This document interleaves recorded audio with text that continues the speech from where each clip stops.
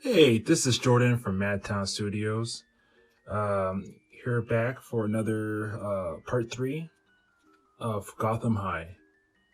And today I've actually took a look at the graphic novel.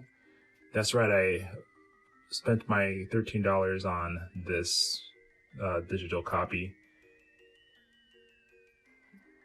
I wish I had my money back, but I'm gonna make the best of it. Before I get started, if you're new to the channel, welcome. Here we try to upload not only just drawing or speed drawing videos, but we try to add some facts to them, or something like this where we do like give our sketchy opinion on some topics. And we also want to upload some new original content. But if you're new to the channel, welcome.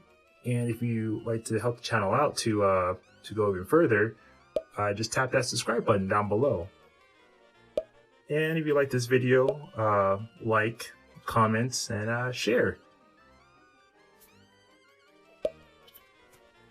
So the first two parts, I started drawing Bruce Wayne as a teenager, and then part 2 was my interpretation of Selina Kyle. So this one is, of course, going to be I don't even want to say Jack Napier because I like the Joker to be more of a mystery. So I'll leave it to you guys. So this book is split up into 3 parts. So we're going to start with part 1, Remembrance of Things Past. So in part 1, it starts off with Bruce getting into a fight with a couple bullies. We're picking on Dick Grayson. And this, of course, gets him into trouble with the dean, and he gets kicked out of his private school. In the beginning too, we also get introduced to Jack Napier, who is portrayed in this version as the trailer park child. Hanging out with his pranksters, quote unquote. Bruce gets to Wayne Manor, his home, and of course, as we explained back in part 2, how about the different changes? The fact that he is now Chinese, how his mother, who now is Masha Dean, was the person who started Wayne Enterprises. And there's also a change in terms of how they died. Apparently, coming back from, Madame Butterfly, they come home and they get attacked by a bunch of robbers, and that's how his parents get killed off. You also get introduced to Alfred, which we talked about him back in part 2. At the beginning, we also get introduced to this version of Selina Kyle, the girl next door. Her situation in this story is that her father has Alzheimer's due to a car accident that actually killed her mother, and is lacking funding to support her father. We actually enter Gotham High, Bruce's new school. He gets reunited with Selina Kyle. They were both childhood friends in this version. She then takes him to what's called the Bowery, where a bunch of teenagers gamble. And Bruce gets introduced to Jack Napier. In the next scene, back at school, after eating a good lunch of quinoa, mixed wild salmon, seaweed, and oat berries. That's pretty specific for a lunch. Bruce gets introduced to this version of Harvey Dent, in which this case, Harvey borrows. Actually, he didn't say borrows. He literally takes Bruce's jacket. But all of a sudden, the lights turn off in midday, and Harvey's taken away, and Bruce gets shot by a dart and falls unconscious. We also see too that a mysterious figure shut off all the security cameras. Who could this person be? Who could it be? We also get to see Jack Napier's family. Yep, he is definitely the trailer park child. And a bit of a creep because he has a bunch of pictures of Selena Kyle, just a shrine of her. Oh boy. Back at the Kyle's residence, earlier on in the book, she has been taking a photography class to show pictures of her dad to kind of restore his memory. And also in this, we kind of see that she is still trying to find some way to get the funding for her father, as well as speaking to a lawyer. The next panel, we see that Bruce is in the hospital.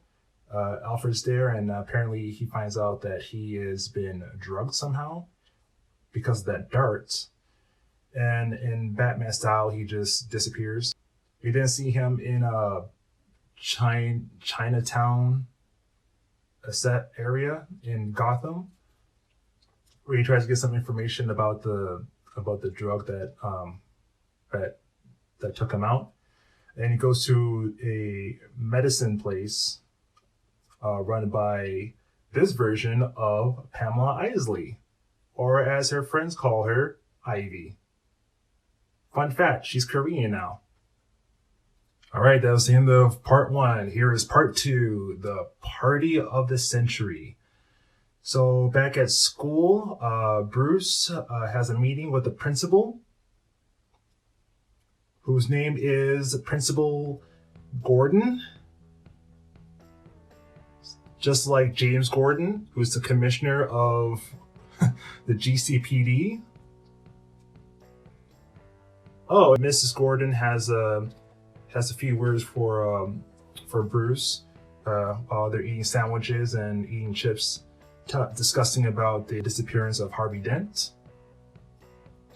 So next scene is Bruce getting introduced to another character you might know, who is Barbara Gordon, the principal's kid, as well as Selena's BFF. Jack gets more buddy-buddy with Bruce, sharing his Sharpie. No, sorry, that's not a Sharpie. That's gum with a black tip on it. Oh, nope, sorry, no, it's a vaping pen. Pancake flavor. In the next scene, Jack and Bruce are back playing poker again. And this time, Bruce has some questions about Harvey. He doesn't get the answers that he wants, but it is good that he is investigating, finding out what happened to his fellow classmates. But screw Harvey, it's party time. As we see Bruce hanging out with Selena. Almost got to do the giggity with her until they both got an alert message from the kidnappers wanting ransom money. So the next scene, I don't know why, but there's a picture of a fruit. It looks so detailed, and I don't know why. I don't know why this fruit is taking up my attention. Why would they draw a fruit? Okay, anyways, back at Gotham High, Harvey Dent has returned, has a bandage over his face.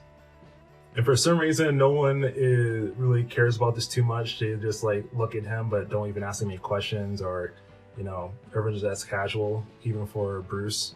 He's like, hey buddy, what happened? Well, I just got kidnapped and I'm also got injured as well. Oh, sorry. Bye.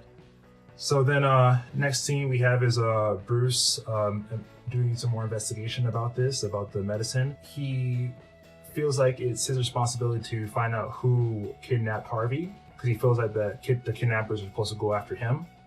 And this leads him to an ideal of throwing a big, huge party, making him the target. So it's party time, Bruce Bash. And everyone's there, including Dick Grayson. Oh, I have so many words about this. Anywho, at the party, we also have Selena, we have Jack, And we also have Ivy at the party as well. Bruce and Jack's bromance begins to grow even stronger as they're playing a video game, Cape Crusader. Cape Crusader's fighting a clown. Get it? Huh? So Bruce is still waiting to get kidnapped. However, though, the one who got kidnapped is Selena.